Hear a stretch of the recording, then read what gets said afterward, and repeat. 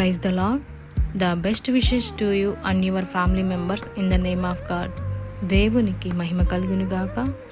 దేవుని నామం పేరిట మీకును మీ కుటుంబ సభ్యులందరికీ శుభాభివందనములు. Today God's promise. ఈరోజు దేవుని వాగ్దానము. Even if it is delights wait for it. Habakkuk 2nd chapter 3 verses. అది ఆలస్యముగా వచ్చినను దాని కొరకు కనిపెట్టుము. హబకుక్ గ్రంథము 2వ అధ్యాయము 3వ వచనము. ప్రియమైన సహోదరి సహోదరులారా, ఈ ఉదయకాల సమయంలో దేవుడు ఈ వాగ్దానం ద్వారా మనతో ఇలా మాట్లాడుచున్నాడు. అదేమనగా, అది ఆలస్యంగా వచ్చినను దాని కొరకు కనిపెట్టుము. మనం సహజంగా దేవుని యందు మరి విశ్వాసము నమ్మకము ఉన్నప్పుడు మరి అనేక అగ్ని పరీక్షలు అనేవి మనకు వస్తూ ఉంటాయి. కానీ మనం ఆ యొక్క విశ్వాసంలో భక్తి శ్రద్ధలతో దేవుణ్ణి మనం ఎప్పుడైతే ప్రేమిస్తూ ఆరాధిస్తూ ఉంటామో ఆ సహనాన్ని మనం అలవర్చుకోవాలి.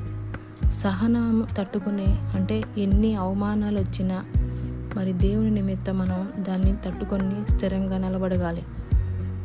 అలాంటప్పుడు దేవుడు మనకి ఎంత సహనాన్ని మరి ప్రేమను ఆయన నిజంగా ఒక దేవుని యొక్క అంటే ఇక్కడ మనం మోషే గారిని చూసుకున్నట్లయితే మోషే గారు దేవుని యొక్క దర్శనాన్ని పొందడానికి చాలా ఆయన సహనంతో ఉన్నాడు. మరి ఆ దేవుని మీద ఉన్న ఆయనకున్న మరి భక్తి శ్రద్ధలు కానీ ఇంకా ఆయనకున్న ప్రేమ అంటే దేవుడు ఒక దర్శనాన్ని చూపించాడు. ఆ దర్శనము ఆయన మరి ఎలాగుందంటే ఆయన విశ్వాసం బట్టి అతడు అదృశ్యుడైన వానిని చూచినట్లుగాని హెబ్రీ పత్రిక 11:27 మరి రాయబడి ఉన్నది. అంటే దేవుని నుండి ఏ ఒక వ్యక్తి దర్శనాన్ని పొందుకొని ఉంటే కేవలం మరి దేవునికి మాత్రమే మనం అంకితం అవుతాం అన్నమాట. అలాంటప్పుడు ఆ యొక్క వ్యక్తిని ఎవరూ కూడా కదల్చలేరు. అంతేకాకుండా అతని దృష్టిని కూడా మరి మార్చలేరు అన్నమాట. అంటే దేవుని యొక్క మరి దర్శనం మనకి వచ్చినప్పుడు దాని కొరకు మనం ఎప్పుడైతే సహనం కలిగి ఆశగా అంటే ఎదురు చూస్తూ ఉంటామో ఆలస్యమైనా సరే దేవుడు చేస్తాడు అనే ఒక గొప్ప నిరీక్షణ కలిగి ఉంటామో అప్పుడు దేవుడు మన యొక్క విశ్వాసానికి ఖచ్చితంగా దేవుడు మనకి మరి ఆ యొక్క కనిపెట్టే ఆ సహనాన్ని మనకి అనుగ్రహిస్తాడనమాట. అందుకే ఉదాహరణకు మనం చాలా శోధనల నుంచి మరి వెళ్తూ ఉంటాం విశ్వాస జీవిత యాత్రలో. మరి కానీ ఇక్కడ యేసుప్రభు వారికి కూడా శోధనలు వచ్చినాయి. అయితే దేవుడు మరి యేసుప్రభు వారికి ఆధ్యాత్మికమైన మరి సహనాన్ని ఇచ్చాడనమాట. అలాగే నా జీవితంలో కూడా మరి అలాంటి శోధన సమయం మరి దేవుడు లాంటి మరి పరిస్థితులు మనకు వచ్చినప్పుడు మనం కూడా సహనం వహించాలన్నమాట. అప్పుడే మనము దేవుణ్ణి చూస్తాము. మరి ఎప్పుడైతే మనం సహనంగా జీవిస్తామో ఎదురు చూస్తూ ఉంటామో ఆ యొక్క సహించే శక్తిని కూడా దేవుడు మనకిస్తాడనమాట.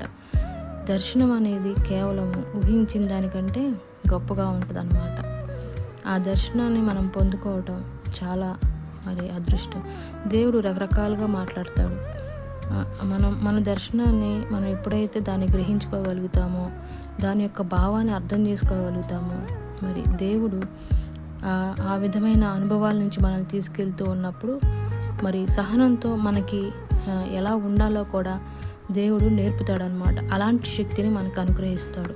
అందుకనే మనము మన యొక్క విశ్వాస యాత్రలో ఎప్పుడు కూడా మరి ఆలస్యమైందైనా సరే దేవుడిచ్చే ఆశీర్వాదం కొరకు మనం కనిపెట్టుకొని ఉండాలన్నమాట. అప్పుడే దేవుడు మనకి సంపూర్ణమైన కాపుదల మరి ఆధ్యాత్మికంగానే కాకుండా శారీరకంగా కూడా మనకి అలాంటి గొప్ప అద్భుతాన్ని ఇస్తాడనమాట. ఇంత గొప్ప విశ్వాసాన్ని అంటే మోషే గారు ఎలాగైతే విశ్వాసాన్ని చూపించారో మరి అబ్రహాం గారు ఎలాగైతే విశ్వాసం చూపించారో దేవుని పట్ల మనము కూడా మన యొక్క విశ్వాస జీవితంలో ఆ విధమైన సహనాన్ని కలిగి ఉండినట్లు దేవుణ్ణి వేడుకుందాం, ప్రార్థించుకుందాం. ప్రార్థన.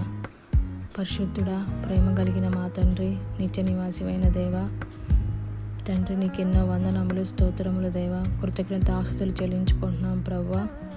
మా యొక్క జీవితంలో తండ్రి ఈ వాగ్దానం ద్వారా ఈరోజు మాట్లాడినందుకు వందనములు ప్రభువా. అయ్యా, మోషే గారు ఎలాగైతే విశ్వాసంతో, సహనంతో నీ యొక్క దర్శనాన్ని పొందుకొని దాన్ని నెరవేర్చే విషయంలో ఎంతగా ఎదురు చూశారో, అబ్రహాము గారు ఎలాగ ఎదురు చూశారో, అలాగే మేము కూడా మరి మా యొక్క విశ్వాస జీవితంలో అయ్యా మేము ముందు కొనసాగడానికి అయ్యా సహనాన్ని పాటించి మీ దర్శనాన్ని పొందుకొని దాని నెరవేర్పులో మేము ముందు కొనసాగడానికి సహాయము దయచేయమని, అటు యొక్క కృపను అయ్యా ఈ వాగ్దానం వింటున్న ప్రతి ఒక్కరి కుటుంబంలోను, ప్రతి ఒక్కరి వ్యక్తిలోను దయచేయమని నజరేయుడైన యేసుక్రీస్తు అతి పరిశుద్ధ నామమున అడిగి వేడుకొని ప్రార్థించుకుంటున్నాము తండ్రి. ఆమేన్.